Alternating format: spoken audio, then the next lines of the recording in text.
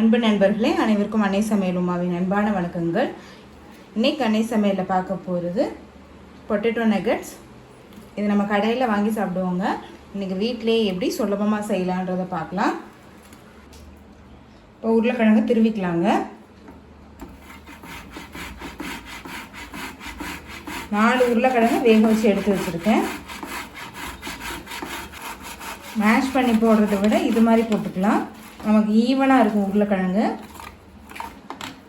உருளைக்கிழங்கு முழுசாக வேக வைக்க வேணாம். 2 விசில் போட்டிங்கன்னா போதும். இப்போ எல்லா உருளைக்கிழங்கையும் திருவி வச்சுங்க. இப்போ ஒரு பவுலுக்கு மாற்றிக்கலாங்க. அடுத்தது கொஞ்சமாக சீஸ் துருவிக்கலாங்க. இது மொசரில்லா சீஸ் நான் எடுத்துருக்கேன். நீங்கள் விருப்பப்பட்டீங்கன்னா எந்த சீஸ் வேணால் யூஸ் பண்ணிக்கலாம். இல்லை சீஸ் இல்லாமல் கூட இந்த ரெசிபி பண்ணலாங்க. இப்போ எல்லா சீஸையும் துருவியாச்சு. இப்போ துருவி வச்சுருக்க சீஸையும் இதில் சேர்த்துக்கலாங்க. 1 டீஸ்பூன் சில்லி ஃப்ளேக்ஸ் சேர்த்துக்கலாம். 1 டீஸ்பூன் மிக்சட் ஹர்ப்ஸ்,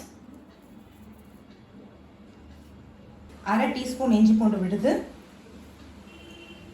கொஞ்சம் கரம் மசாலா, 1/2 டீஸ்பூன் மிளகுத்தூள், 1 டேபிள் ஸ்பூன் மைதா, கொஞ்சம் உப்பு. ஏற்கனவே சீஸ்லேயே உப்பு இருக்குங்க, அதனால் கொஞ்சமாக சேர்த்துக்கிட்டிங்கனாலே போதும். இப்போ இது எல்லாத்தையும் நல்லா மிக்ஸ் பண்ணிக்கலாம்.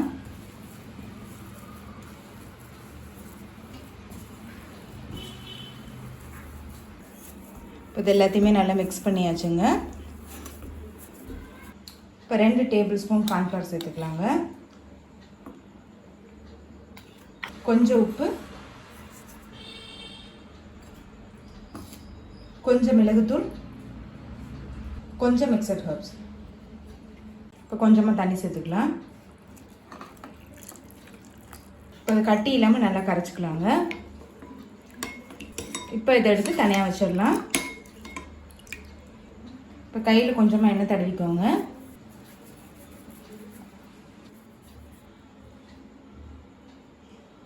உங்களுக்கு விருப்பமான ஷேப்பில் கூட நீங்கள் பிடிச்சிக்கலாம்.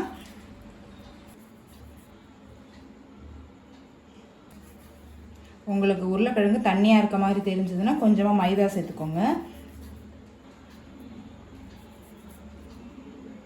இப்போ இதே மாதிரி எல்லாத்தையும் செஞ்சிடலாம். சரி, கொஞ்சமாக பிரெட் க்ரம்ஸ் எடுத்து வச்சுருக்கேன். இப்போ நம்ம செஞ்சு வச்சுருக்கிறது கார்ன்ஃப்ளவர் பேட்டரில் போட்டுக்கலாங்க. அடுத்தது பிரெட் க்ரம்ஸில் போட்டுக்கலாம்.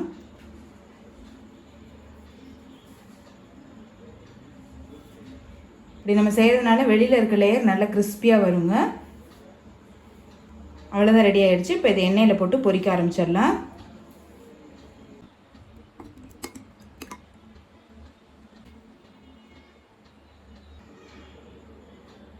இப்போ எண்ணெய் சூடாகிடுச்சுங்க. நம்ம இதில் போட்டு பொரிக்க ஆரம்பிச்சிடலாம்.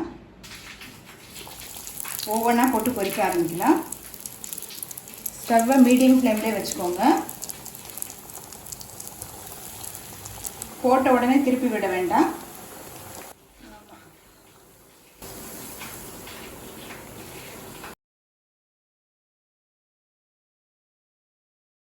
இப்போ கலர் வந்து பார்த்தீங்கன்னா லேசாக ப்ரௌன் கலர் மாறினா போதும். ஏன்னா உருளைக்கிழங்குனா ஏற்கனவே வெந்தது தான். பொட்டேட்டோ நகட்ஸ் ரெடி ஆகிடுச்சுங்க. நம்ம சர்வ் பண்ணிடலாம்.